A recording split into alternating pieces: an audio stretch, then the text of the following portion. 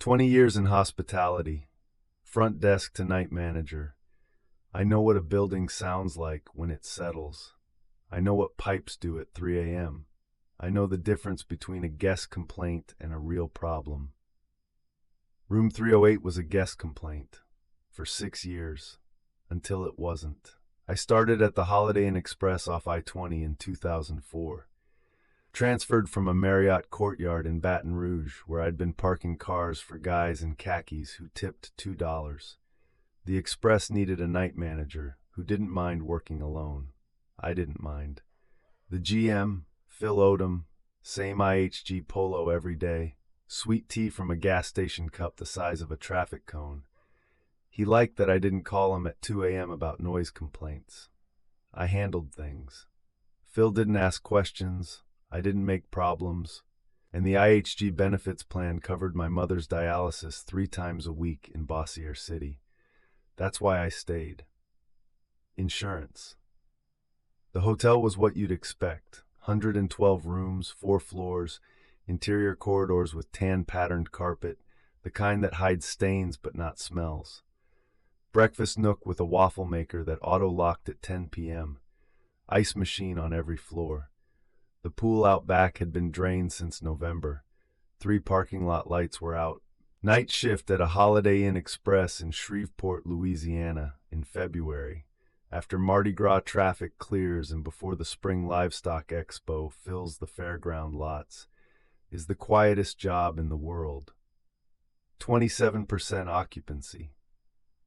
That means about 30 rooms occupied on a good night, and most of those are road salesmen and pipeline crews who check in at 6 p.m., eat at the Waffle House across the service road, and don't make a sound until checkout. My routine was the same every night. Clock in at 11, walk the floors all 4 every corridor, check for prop doors, D&D signs up too long. Back to the desk by 11:40. Run the bucket check. Start the night audit at midnight. Balance the books by 2, print the reports, then sit, watch the lobby cameras, listen to the building settle. The ice machine on the 3rd floor dumped a load every 40 seconds, and the whole hallway vibrated. The elevator clicked when it passed the 2nd floor. The breakfast nook refrigerator kicked on every 12 minutes. These were the sounds of a building being alive. I knew every one. Room 308 first showed up in the comment cards in 2013. A woman named Patricia Devlin, corporate traveler, one night checked out at the Express kiosk at 5:15 a.m. Her card said, "Shower in 308 makes a clicking noise, otherwise fine, good waffles." I didn't think about it. Sent the card to maintenance. Jerry, our day shift engineer, checked the shower. No issue found. Wrote it up, filed it, done. 3 weeks later, a man named Robert Fong, one night, room 308. Comment card, clicking noise in the shower, room was clean.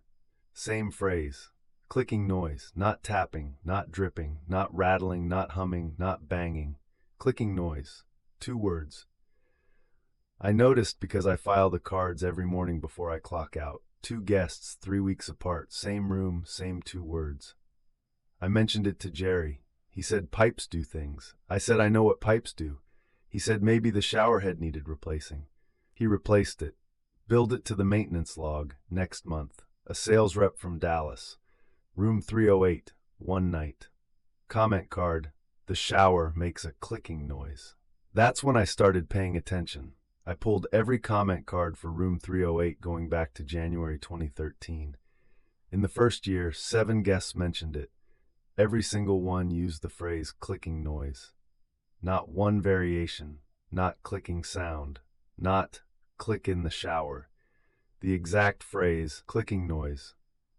By 2015, I had 23 cards. All the same. Clicking noise, I told Phil. He said replace the valve assembly. Jerry replaced the valve assembly, the cartridge, the diverter, the entire shower fixture, ran the water for 30 minutes, no clicking. Phil said problem solved. 2 days later, a trucker from Mobile, room 308, one night, clicking noise in the shower. I want to be clear about something. I am not I wasn't a superstitious person. I grew up Baptist and stopped going to church when I started working nights. I believe in plumbing. I believe in old buildings. I believe that a Holiday Inn Express off the interstate in Shreveport, Louisiana, is about the least mysterious place on earth. It's a box with beds in it. That's all it is. But 61 comment cards by 2017, all saying the same two words. That's not plumbing. That's not even a coincidence. I don't know what that is. I still don't. In February of 2019, I decided to do something about it. Phil had stopped asking about 308 years ago. He just moved the room to the bottom of the assignment queue, so it only got booked above 60% occupancy, which in February meant never. But I couldn't stop thinking about those cards. 114 of them. I kept them in a manila envelope in the bottom drawer of the front desk, underneath the lost and found log. Here's what I decided. I was going to sleep in room 308 myself. It was a Tuesday night, 11% occupancy. I had the front desk phone forwarded to my cell. I told the overnight housekeeper, Maria, that I was doing a room inspection. She didn't care. Maria had been cleaning hotel rooms for longer than I'd been alive. I let myself into 308 at 1:15 a.m. Standard king room. Tan walls, tan carpet, tan bedspread. The air conditioner unit under the window was running on low. The bathroom was clean. White tile, white tub, chrome fixtures. Jerry had replaced the entire shower assembly twice by then. I turned on the shower, ran it for 5 minutes. Hot, cold, lukewarm. No clicking. No sound at all except water hitting porcelain and the drain doing its job. I turned it off, dried my hands, sat on the edge of the bed, and I waited. The building did its thing. Third floor ice machine through the ceiling. Dump, vibrate, silence. Elevator click at the second floor. Somebody's TV 3 rooms down, just barely there, the muffled bass of a late-night talk show. Normal sounds. Hotel sounds. I sat there for 20 minutes and I heard exactly what I expected to hear, which was nothing wrong. I was starting to feel stupid. Night manager, 20 years in, sitting on a bedspread in a dark room listening for a noise that 100 people reported and a plumber couldn't find. I was about to get up and go back to the desk. That's when I heard it. Not from the shower, not from the pipes, from inside the wall. A clicking, rhythmic, like someone tapping a fingernail on tile. Slow and even, about once per second. Click, click, click, coming from the wall behind the bathroom. The one that backed up against the utility chase between 308 and 310. I stood up, walked into the bathroom. The clicking got clearer. I put my ear against the tile wall, right above the towel bar. It stopped. I stood there with my ear against the wall for, 2 minutes. 3. My neck started to hurt. The tile was cold against my skin. I could hear my own pulse in my ear. The building was quiet. Even the ice machine had gone silent for once. I stepped back, click, click, click, right there, in the wall. Same rhythm, same spot, same sound, but only when I wasn't listening. Only when I stepped away, I pressed my ear back. Silence. Stepped away, clicking, back, silence, away, clicking. I did this 4 times, same result every time. The sound knew when I was listening. I'm going to say that again because I need you to hear it the way I heard it. The sound knew when I was listening. I left the room, walked back to the front desk, sat down. My hands were shaking, more like a tremor, like when you've had too much coffee. I picked up a pen and wrote in the night log, inspected 308, no issues found. I wrote no issues found, because what was I going to write? Wall clicks when I'm not touching it but stops when I am. That's not an incident report. That's the start of a medical leave. I didn't go back to 308 for 4 months. I moved it to permanent block in the PMS, told Phil the bathroom needed tile work, which wasn't a lie because every bathroom in that hotel needed tile work. He didn't question it. but guests kept booking it. The block would get overridden during high-occupancy weekends. Livestock Expo, casino bus groups, the occasional Barksdale Air Force Base family weekend. And every time, without fail, the comment card came back the same way. Clicking noise. By June of 2019, I'd given up trying to keep 3008 blocked. Too many override requests from the revenue management system. The hotel was a box with beds, and every bed was $1. Phil needed the dollars. I understood that. So I let it book. And I stopped reading the comment cards for 308. I'd pull them from the stack, put them in the envelope, and not look at them. I knew what they said. They all said the same thing. What I didn't know, what I couldn't have known, is that the guests weren't just writing the same thing. They were about to start saying more. It was a Thursday in late February, 5:50 a.m.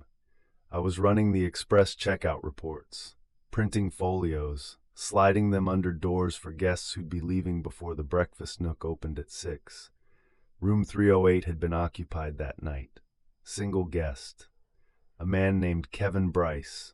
Business traveler one night. Corporate rate through some engineering firm in Houston.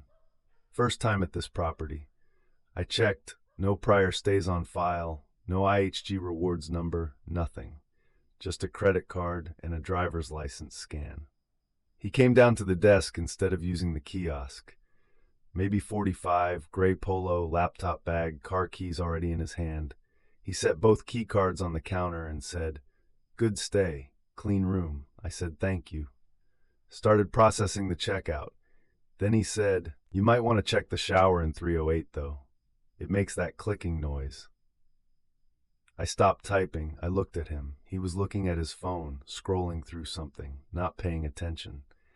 Like he'd said the most normal thing in the world. "What did you say?" He looked up. "The shower. Clicking noise. Not a big deal, just, you know." "Clicking noise," I said. "Yeah." He put his phone in his pocket. "You should really fix that. She doesn't like it." The lobby was empty. The breakfast nook lights were still off. The coffee maker hadn't started its 6 a.m. cycle. It was just me and this man in a gray polo standing at the front desk at 5:50 in the morning, and he had just said, "She." "Who doesn't like it?" I said. He looked at me, and for about 2 seconds his face went blank. Not confused, not thinking, blank, like the expression had been wiped off and nothing replaced it. His eyes were open, but they weren't looking at me. They were looking through me. Then he blinked, and he was back. "I'm sorry," he said. "What? You said she doesn't like it. Who's she?" He stared at me. I don't think I said that." "You did. I meant I don't know what I meant." He picked up his laptop bag. His hand was steady. He wasn't rattled. He just genuinely didn't seem to know why he'd said it. "Sorry, long drive ahead, thanks for the room." He left. I watched him cross the parking lot, get into a silver Camry, and drive toward I-20. Normal. Completely normal. I stood behind the desk for a long time after that. The coffee maker clicked on at 6 a.m. and I jumped. I actually jumped. A coffee maker. 20 years of night shifts and a Mr. Coffee made me flinch. I went up to 308, used my master key. The room was empty, bed slept in, towels used, everything consistent with a one-night single occupancy stay. I walked into the bathroom. The shower was off, the tub was dry, the mirror above the sink was clear. Except it wasn't. There was condensation on the glass. Not on the outside. On the inside, behind the mirror. Like someone had been breathing on it from the other side. I reached out and wiped the glass with my palm. My reflection moved with my hand, normal. But for a moment, half a second, maybe less, when I'd first looked, my reflection hadn't moved. I had lifted my hand to wipe the glass, and the reflection's hand had stayed at its side, just for an instant. Then it caught up, like a video buffering. I dropped my hand, stepped back. My reflection stepped back at the same time. Normal. I told myself I'd imagined it. I told myself 20 years of night shifts will make your eyes play tricks at 6 a.m. I finished my shift. I wrote in the log, 3:08 checked out, Bryce, Kevin, no issues. No issues. Again, I drove home, I showered, I went to bed, I slept until 4 p.m., which was normal. I got up, I made coffee, I sat at the kitchen table, and I heard it. Click, click, click, coming from my bathroom, from the shower, from inside the wall. I didn't go check. I sat at the kitchen table and drank my coffee and listened to it click once per second for 11 minutes. Then it stopped. I called Phil that night and told him I was done. He didn't ask why. I think he knew, or maybe he just didn't want to know. Either way, he said he'd process the paperwork and wished me luck. That was 5 years ago. I haven't been in a hotel since. I haven't been in room 308 since. But I hear it sometimes, in the walls, in the pipes, in quiet places at quiet hours. Click, click, click. The waitress here, she just asked me which hotel, and I opened my mouth to tell her, and I can hear it right now. Coming from the kitchen. That same rhythm. Click, click, click. I should